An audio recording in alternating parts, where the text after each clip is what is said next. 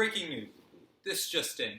We engaged them near Bull Run, and the Union just won a battle. The war is over. Wait, another message. What could this possibly be?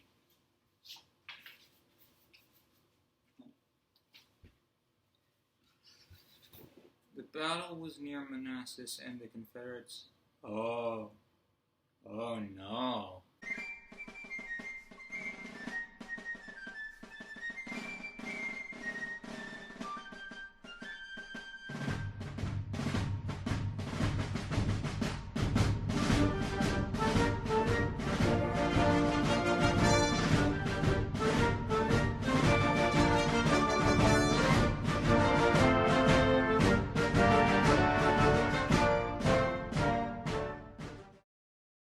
We have received unconfirmed reports that there's going to be a big battle right in northern Virginia. And given that this is sure to be a huge battle, I will go into each side's order of battle. The overall command of the Union is Brigadier General Irvin McDowell. He leads the Army of Northern Virginia, the Union's main army. The 1st Division is led by Brigadier General Daniel Tyler. It totals 12,795 men, split into 4 brigades. The 1st Brigade is led by Colonel Erasmus Keyes. The 2nd Brigade is led by Brigadier General Robert Schneck. The 3rd Brigade is led by Colonel William Sherman. The 4th Brigade is led by Israel Richardson. The 2nd Division is led by Brigadier General David Hunter and has 5,969 men. In it are 2 brigades, the 1st led by Colonel Andrew Porter, and the 2nd led by Colonel Ambrose Burnside. The 3rd Division is led by Brigadier General Samuel Heintzelman and has 7,232 men. It's divided into 3 brigades. The 1st is led by Brigadier General William Franklin, the 2nd by Brigadier General Wendell Wilcox, and the 3rd by Brigadier General Oliver Howard. The 4th Division is led by Brigadier General Theodore Runyon, has 5,752 men, no brigade organization, and will be in the reserves, according to our unconfirmed reports. The 5th Division is led by Brigadier General Dixon Mills, numbers 6,173 men. It has 2 brigades, the 1st led by Colonel Louis Blenker, and the 2nd by Colonel Thomas Davies. This adds up to 7,921 men. In addition to those incorporated into the Army of Northern Virginia, there is also a battalion of cavalry commanded by a Major Palmer. So in reality, it's going to number around 38,000 men. Though, according to our unconfirmed reports, only about half of these will be used. The Union will have around 31 cannons in this fight, again according to our unconfirmed reports. The battle plans are shaky, and they don't really want it getting into the media's hands. Now let's check in on the Confederacy. It has 2 armies, the Army of the Potomac and the Army of the Shenandoah. The Army of the Potomac is led by Brigadier General Pierre-Gustave Tant Beauregard, aided by Colonel Thomas Jordan. He has 8 brigades under his command. The 1st Brigade, numbering 4,961 men, is led by Brigadier General Meludij Bonham. The 2nd Brigade is led by Brigadier General Richard Ewell and has 2,444 men in it. The 3rd Brigade has 2,121 men, and its leader is Brigadier General David Jones. The 4th Brigade is made up of 3,258 men and is led by Brigadier General James Longstreet. The 5th Brigade is under the leadership of Colonel Philip Coke, and under Coke's leadership is 3,276 armed men. The 6th Brigade is led by Colonel Jubal Early and has 2,620 men. The 7th Brigade is a demi-brigade and is under the control of Colonel Nathan Evans. It has 1,100 men. The 8th Brigade is, so far what we can tell, the Reserves Brigade, under leadership of Brigadier General Boss Holmes, and is 1,355 strong. That's it for the Army of the Potomac's brigades, but of course there's those unassigned to a brigade. The 8th Louisiana with 846 men, and Hampton's Legion with 654 men will also be showing up according to our predictions. In all of these fighting men is 583 cavalry, 22,052 infantry, and artillery. They have 39 pieces of artillery according to our estimations. But remember, that's just the Army of the Potomac. The Army of the Shenandoah is led by Brigadier General Joseph Johnston, and he has an Adjutant General, Edmund Smith. The Army of the Shenandoah has 4 brigades. The 1st is led by Brigadier General Thomas Jackson and has 2,151 fighting men. The 2nd Brigade is led by Colonel Francis Bartow and has 2,546 men. The 3rd Brigade is led by Brigadier General Barnard B, and it has 2,790 men. The 4th is led by Brigadier General Edmund Smith and has 2,262 men. This in total adds up to 9,749 men, but there's also the unbrigaded men. There are 600 men of the 6th North Carolina and Beckham's Battalion, and Jeb Stuart with the 1st Virginia Cavalry, and that is 334 mounted warriors. This roughly adds up to around 12,000 men. The Army of the Shenandoah also has 20 heavy guns, according to our estimates. Despite this, they are not all at the battlefield just yet, and it's unlikely that if a battle does happen, that all of these men will be used. Now, most reporters don't have this information yet, but luckily for you, we've got some of the general's battle plans.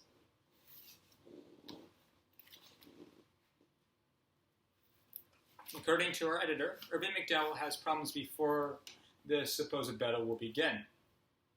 First, he has seemed to have run out of food, and second, he is going to have to attack a defensive position. To fix his second problem, he has devised this plan.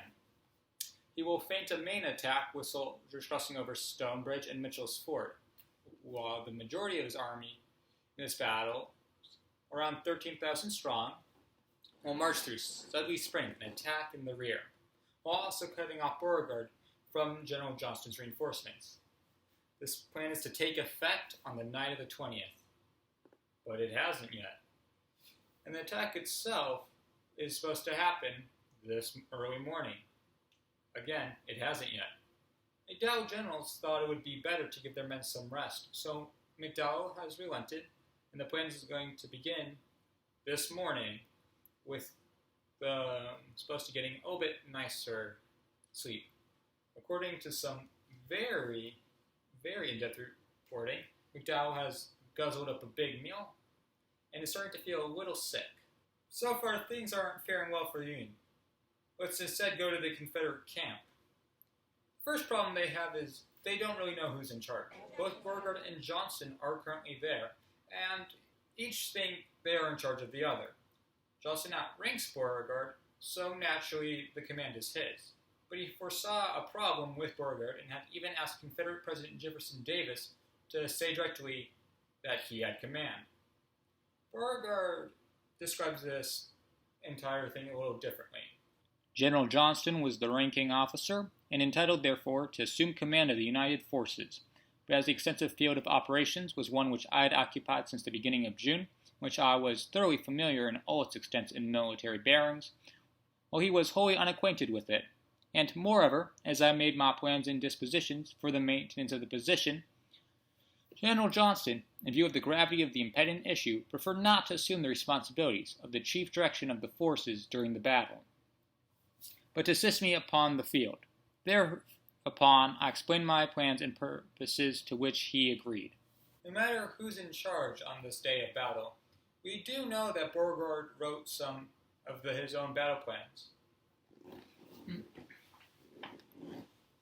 He calls for an aggressive attack.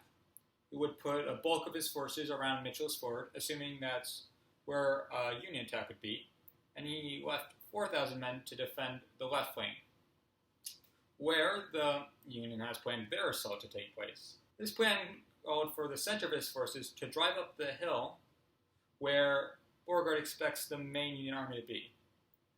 This battle plan orders are badly written and hard to explain, making them impossible to fulfill. Last night was nice and calm in Northern Virginia, and this morning some of the Union has burst into a song, singing Hail Columbia, Yankee Doodle, and the Star-Spangled Banner. Okay, we'll be reading the reports as soon as they come in. At 2 a.m., the bugle sounds, and Brigadier General Tyler's division is awoken, and they start to march forth to beat back the Rebs. So far, what we can tell, the marching order is Schneck's brigade, then Sherman's, and last Keyes. The 4th Brigade, led by Israel Richardson, is near Blackburn's Ford. This is, of course, already seeming to be chaos. It is still dark, so some men can't even find their equipment, and the officers have a hard time organizing their untrained men. Schneck seemed to place skirmishers from the 1st and 2nd Ohio on his flanks. This, of course, is going poorly, as these men are volunteers and have a hard time carrying out their duty to cut through the brush and march forward. His artillery isn't faring much better, as his 30-power cannon is hard to move, weighing 3 tons and all. It seems to have taken them 60 minutes to just march the first half mile. This means that Sherman's and Kane's men are constantly having to wait for those ahead, causing, of course, tension to rise. It is 6 in the morning when the 30-pounder can fire its 3 shots and the division is ready. The shells fired explode over the head of Colonel Nathan Evans. From what we can tell, Evans is a West Point graduate in charge of 1,100 men, 2 ordnance pieces, and a small bit of cavalry. He has been tasked with holding Stone Bridge. Colonel Evans is a character, and will probably have his own episode if this war isn't finished soon.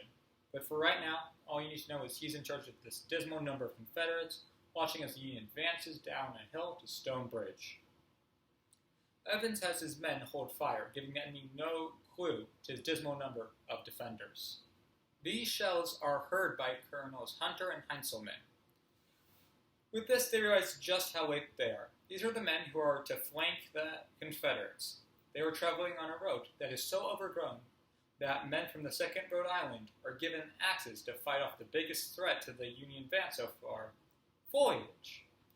Luckily to inspire them, McDowell is with these men. But if I can remind you, McDowell is currently sick. He first has to travel in a carriage, and then switch to horseback, inspiring his men by riding up and down the line and yelling at them. The Confederate commanders are also in a little bit of a conundrum. McDowell is attacking before they can. This is a little upsetting to Beauregard and Johnston, but for now they'll just have to play defense. There is, of course, confusion with the Confederates also. HQ seems to be giving very little information orders.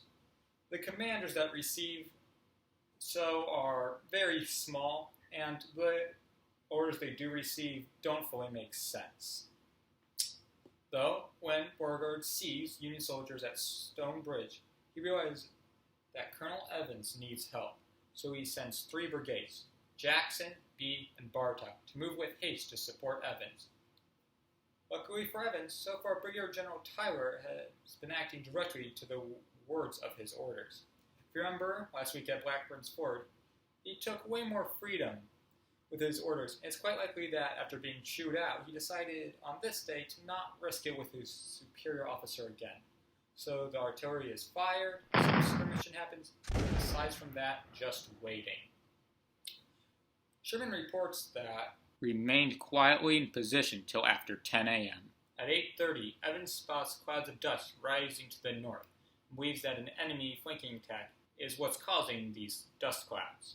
Later, Captain Alexander, the chief signaling officer, spots these Union soldiers. At 9 a.m., using flags, he signals Evans, "Look to your left! You are turned!"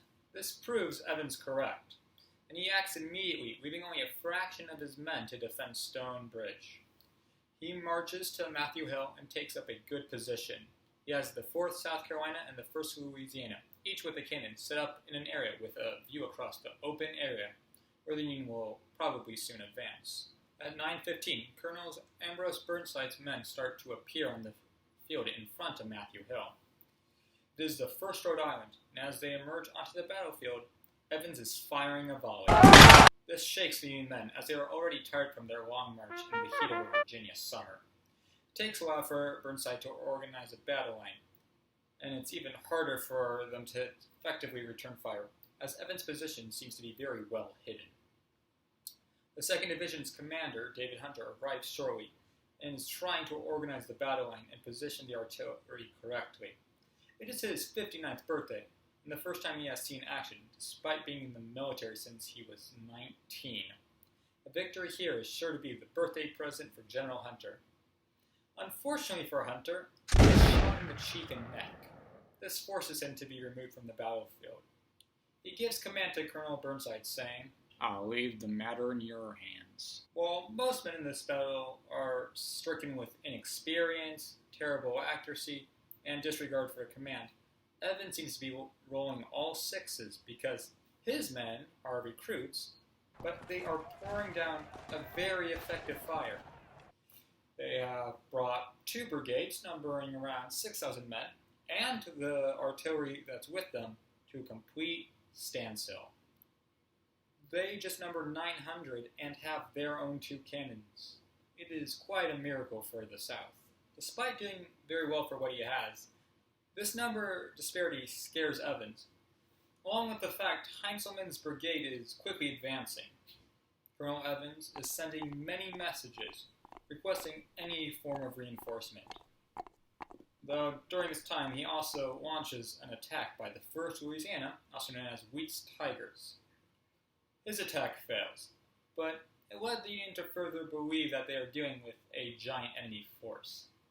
Finally, at 10 a.m., Evans is reinforced by General Barnard Beat and Colonel Francis Bartow. In total, the reinforcements number around 2,800 men. For this past hour, Evans has held off the Union advance. He now relinquishes control to General B, who is just itching for a fight. General B seems to have only moved over here because he had heard the sounds of battle. He is in fact very angry that he was first moved over to Stone Bridge, because he thought he was being robbed of a fight. Quite a man. When B finally arrives, "Here is the battlefield, and we are in for it. Bring up your guns as quickly as possible, and I'll look round for a good position." He then forms up on Evans' right, and then Bartow sets up on B's right. At this point, the Confederates are starting to feel the pain of the Union artillery. But B plans to launch an attack to overrun the Union cannons. The Confederates charge down their hill and are met by a volley from the Union line. The Union then advances, and a chaotic melee emerges. The numbers by the Union prevail, and the Confederates are sent back up the hill defeated and badly bloodied. The Confederate left is currently failing. From inside the reporting, McDowell seems to be feeling the pressure. His main flanking attack has been stalled for 2 hours, and he can see in the distance that there are some Confederate reinforcements arriving onto the battlefield. He then sends word to Tyler for an attack. And he also sends word to some brigades in Heintzelman's division to move to the front.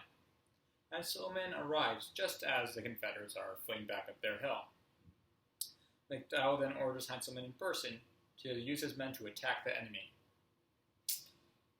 He first tries a frontal attack, but this fails. He then sends 2 regiments to flank the right, but Colonel Evans is able to regroup his very small force. Heintzelman was just about to attack again when the enemy pulls back.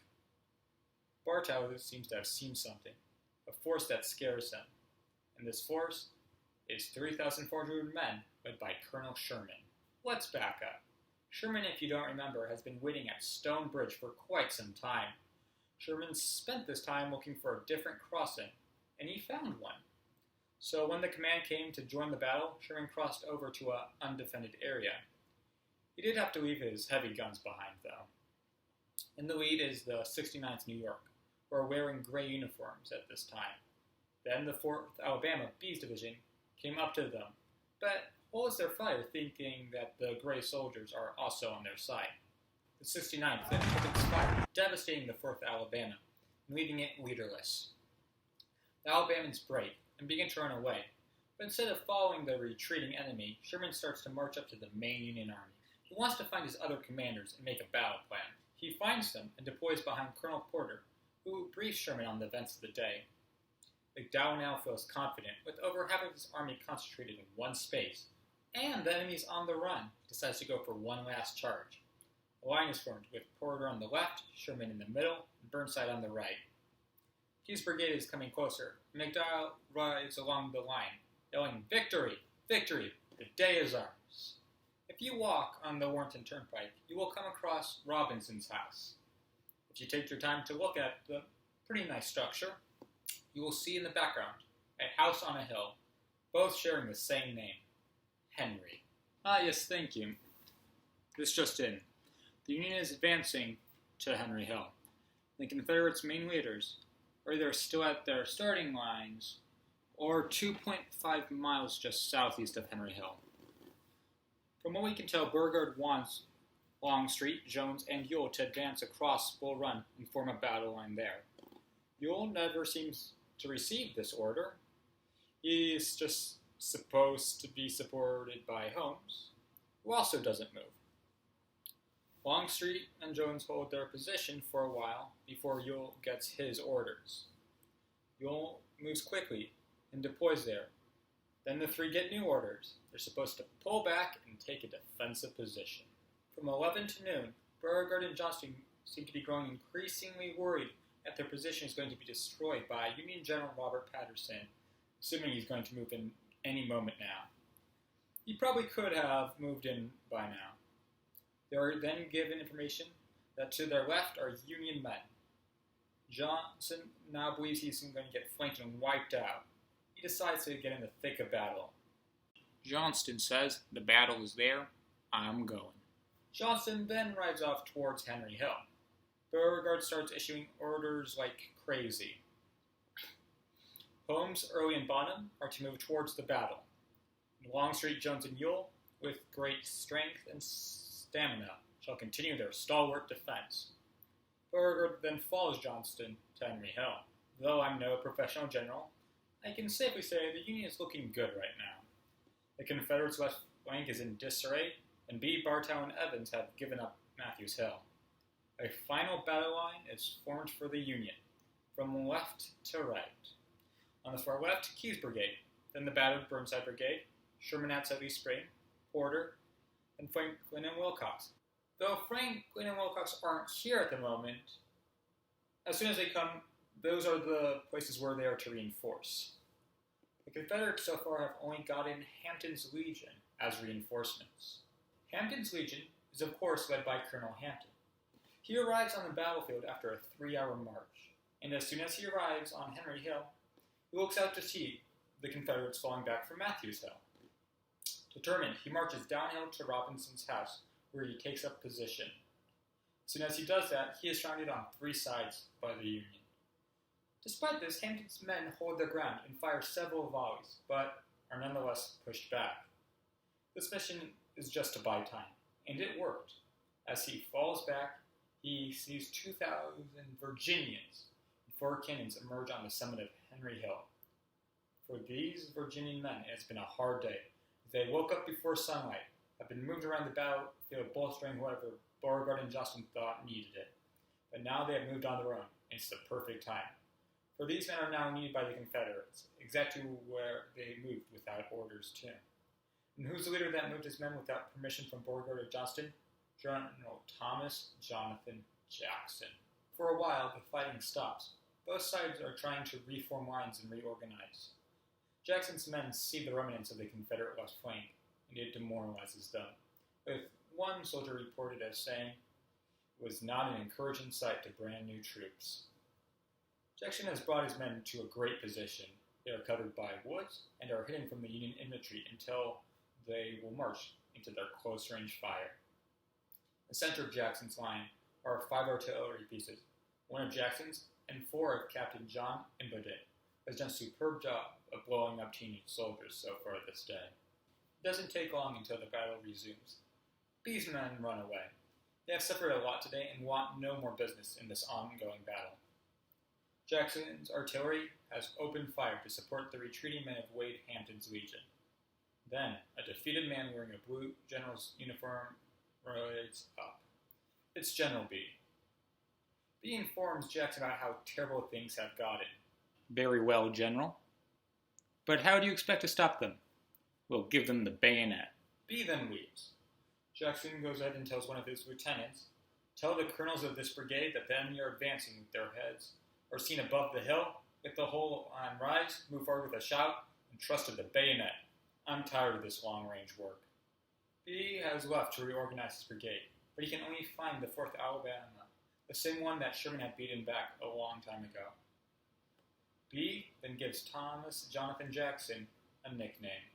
"Look, There stands Jackson like a stone wall, rallied behind the Virginians.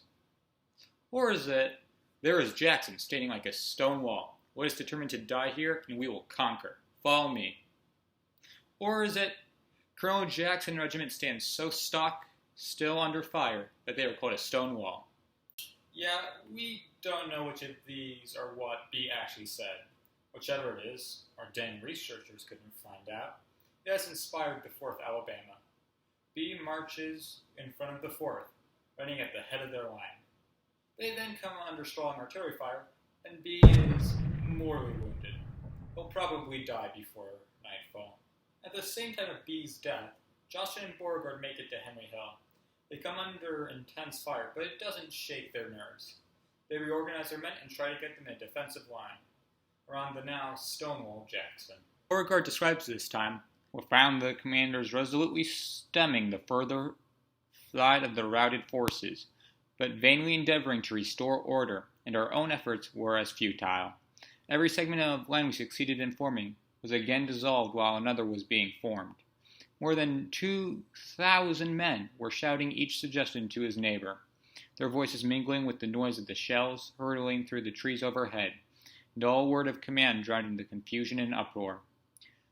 The disorder seemed irretrievable, but happily the thought came to me that if their colors were planted out to the front, the men might rally on them, and I gave the order to carry the standards forward some 40 yards, which was promptly executed by the regimental officers, thus drawing the common eye of the troops.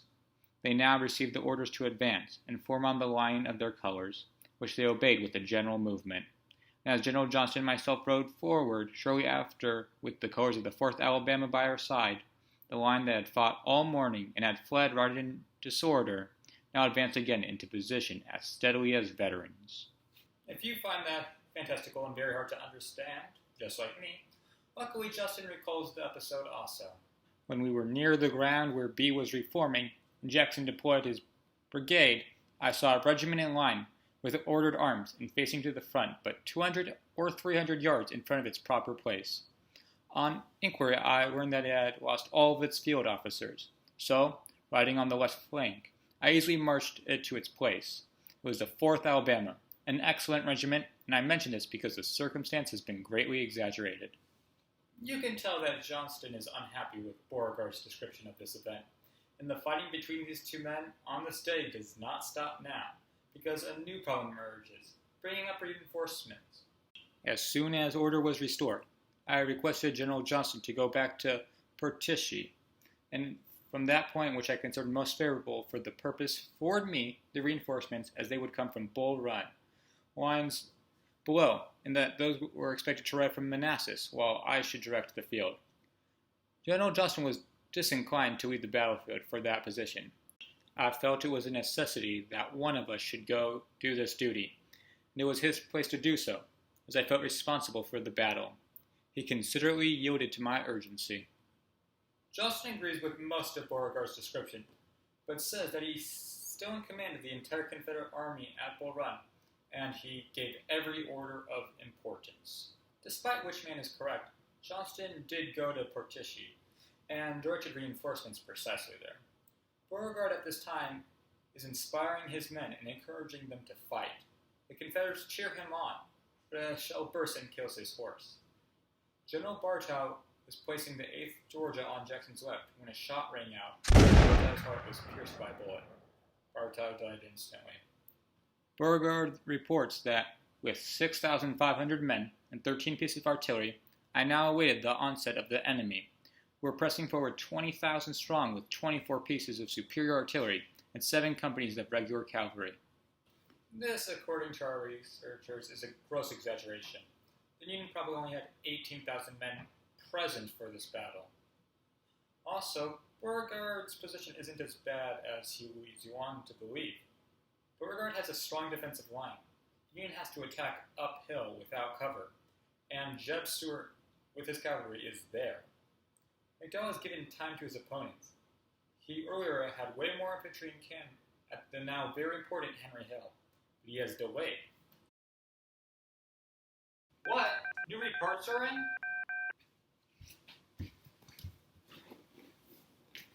It has taken till 2, but right now we can receive and confirm that reports are true. The attack has begun. McDowell is sending the regiments up one by one. Okay.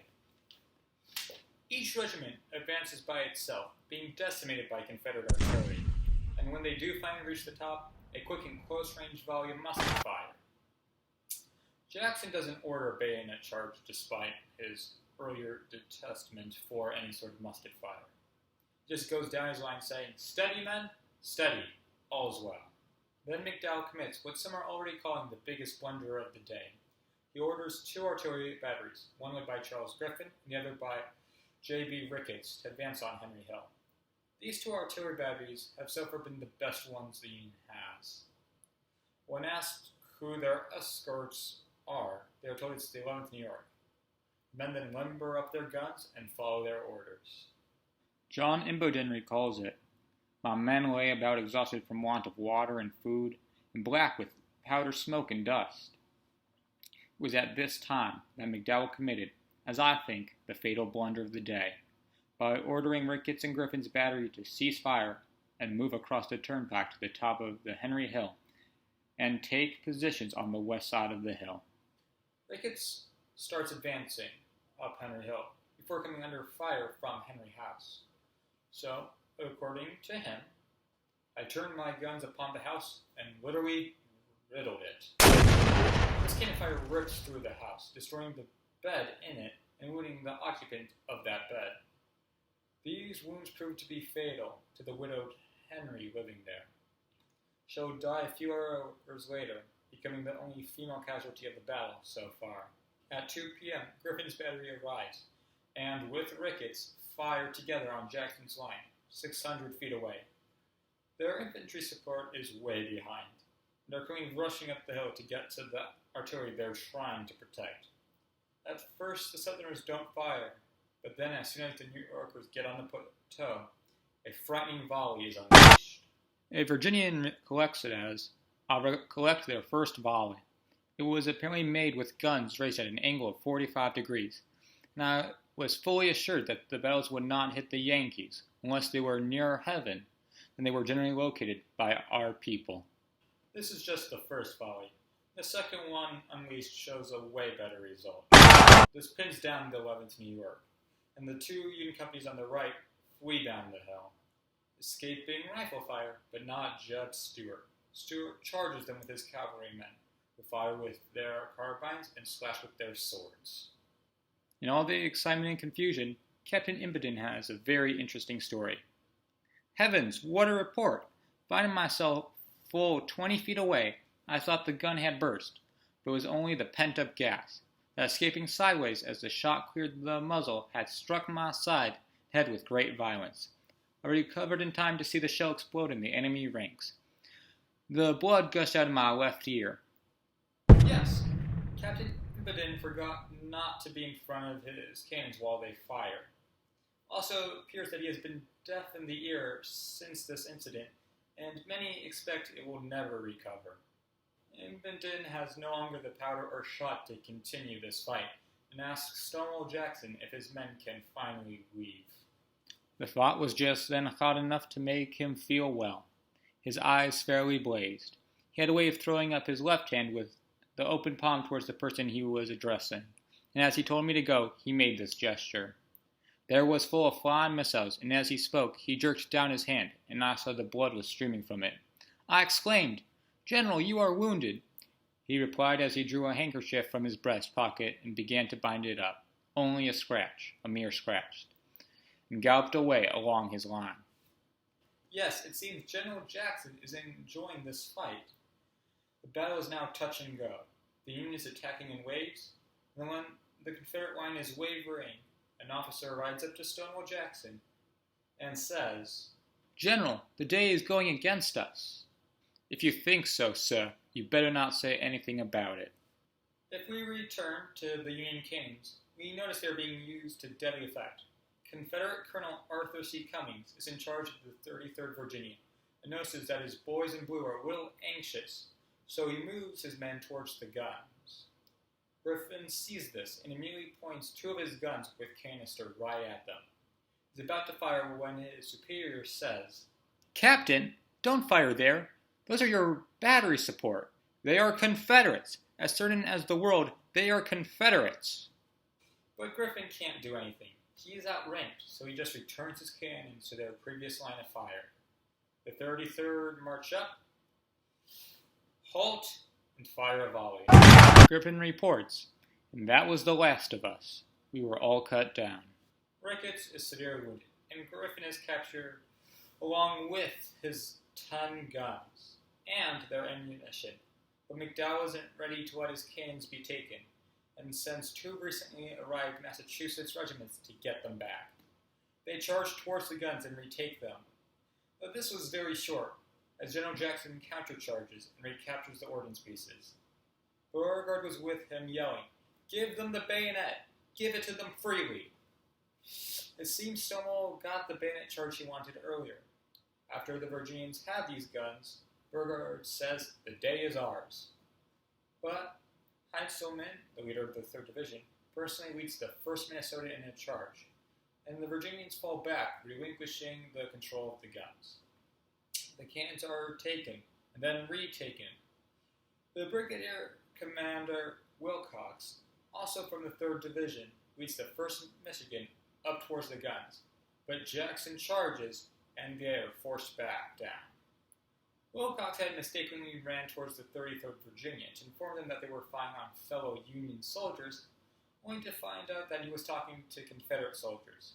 He is immediately wounded and captured. For 2 hours, the battle slogs on. According to the men on the ground, it is the hottest time of this very hot day. There are no brilliant maneuvers during this time, just violence. It was the hardest battle I have ever been in.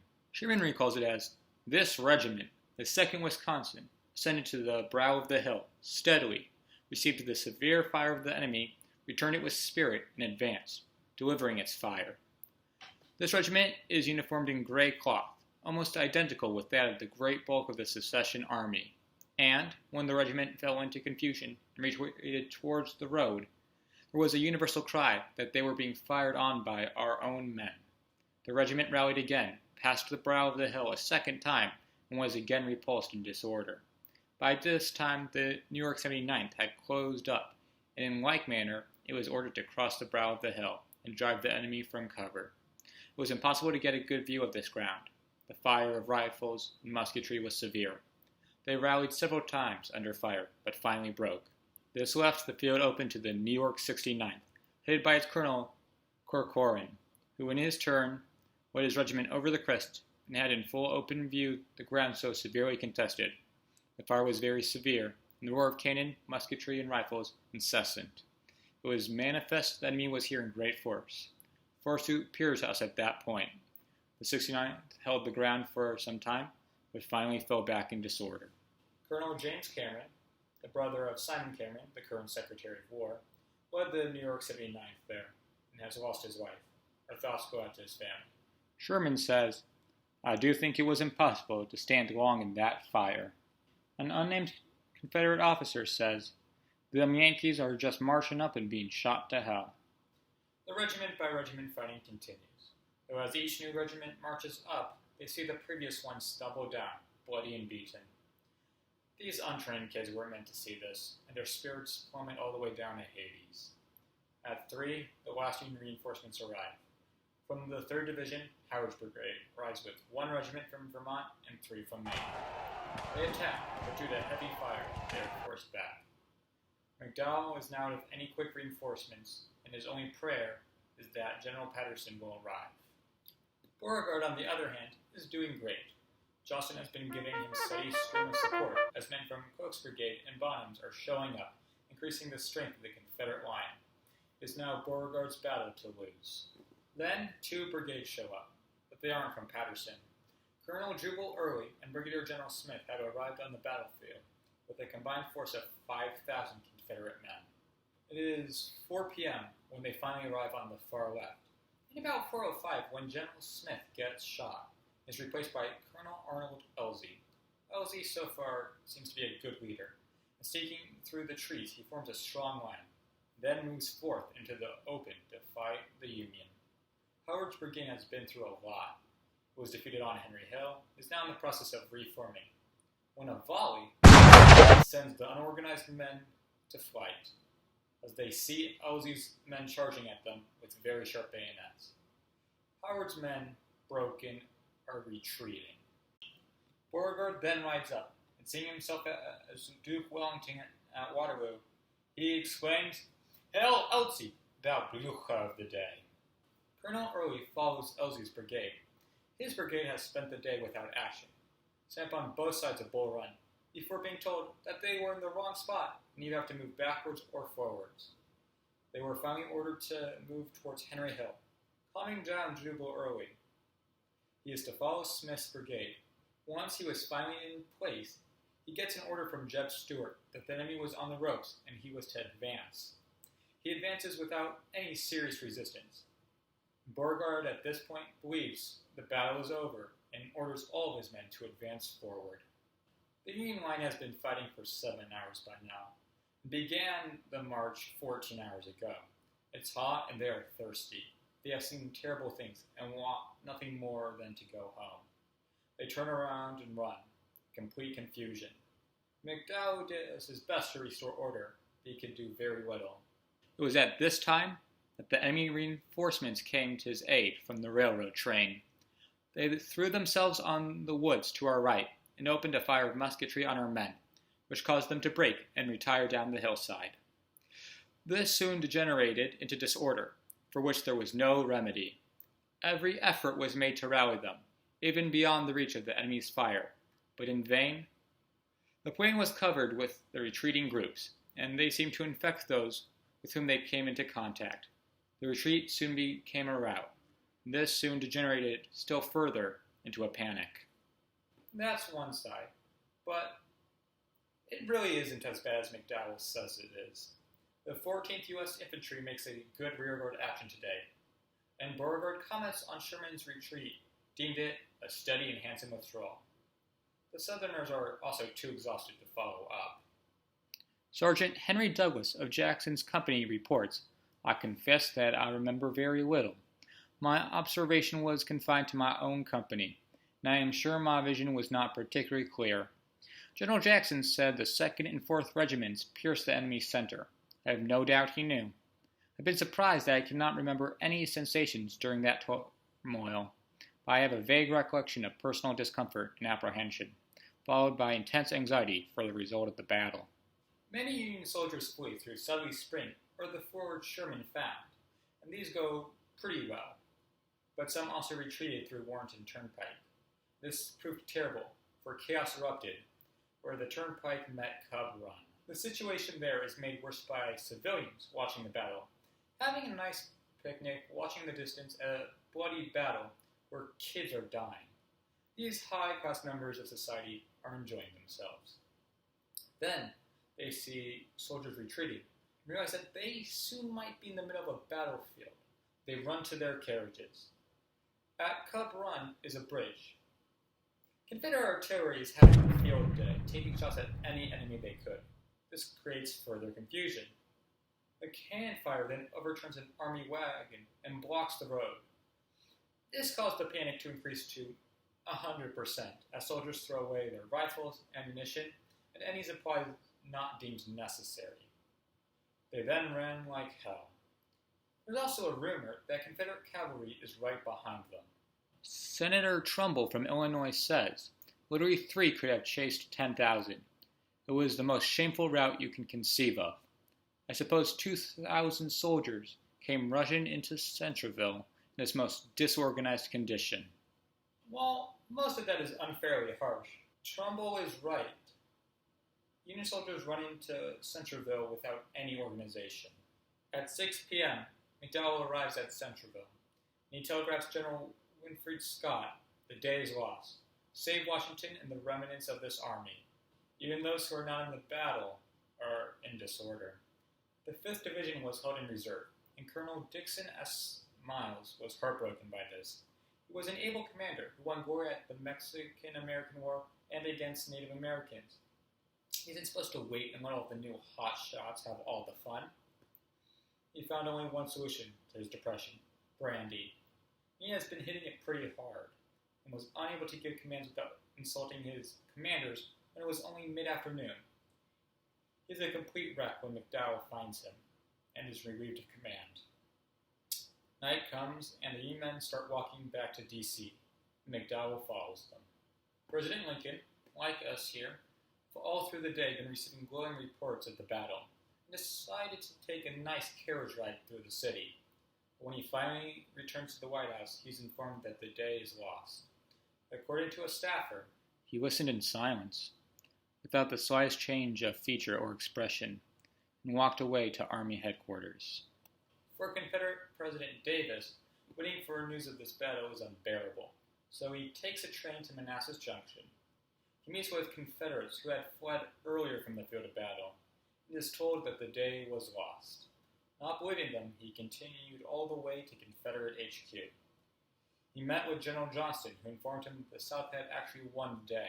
Davis said of the Union retreat, and riding over the ground, it seemed quite possible to mark the line of the fugitives' flight. Here was a musket, there a cartridge box, there a blanket or overcoat, a haversack, etc., as if the runner had stripped himself of all impediments to speed. Davis then congratulates Elsie and Early, and seeks to deliver food to the famished soldiers and inspire the wounded men. Later, he returns to headquarters and asks Johnston for exact details of the battle. At 10 tonight, Beauregard arrives, and the three write a telegram to the War Department. Night has closed on a hard-fought field. Our forces have won a glorious victory. Davis then signs this telegram, angering Beauregard, who feels as if Davis is trying to steal the credit for the victory. Davis then inquires about the follow-up to this battle. Being told that no one was following the enemy, he then asks if it's too late. Being told it wasn't, the order went to Bonham with his 5,000 men to advance onto Centreville. The three men, Davis, Beauregard, and Johnston, then get to worrying that it is too dangerous to send them during the night, so they decide to instead send them at dawn tomorrow. I can tell you, this night has been filled with rain, and I bet the river Bull Run has grown, and the turnpike has become a muddy swamp. On this very sad and somber day, the Union has lost 481 dead, 1,011 wounded, and 1,216 are missing. The Confederates take 387 dead, 1,582 wounded, and 13 missing. A bloody cost. This has been a very tragic day for our country. There are already many emotions going around, primarily anger. People are very angry that the Union didn't have more regular soldiers. If they were more like the 14th U.S., maybe things would be different. If Robert Patterson would have moved in to help McDowell, probably things would have been different. If Beauregard had attacked earlier, maybe the Union would have won instead of this very harsh defeat. If McDowell hadn't waited to attack, then Johnston's reinforcements wouldn't have arrived, and it was very likely that they would have won. If McDowell didn't move his artillery, he would have won. If the Confederates weren't just as lucky, maybe the Union would have won. Just if, and maybe, things would have been different. One thing I can tell you for certain is if Daniel Sickles would have been at Bull Run today, things would have been different. But Battle Bull Run does have one good side effect. Daniel Sickles is allowed to now move out of New York. You see, he owes debt to many people, as he raises his regiment out of his own pocket, like a true hero. They had earlier stopped him without paying up, but when the news gets to New York, his creditors finally allow him to move out and save the country. Today, in Northern Virginia, we now have proof that this isn't just a simple 3-month war. I can't tell you how long this war will go on for. Maybe another month or two. It might not even be over by New Year's.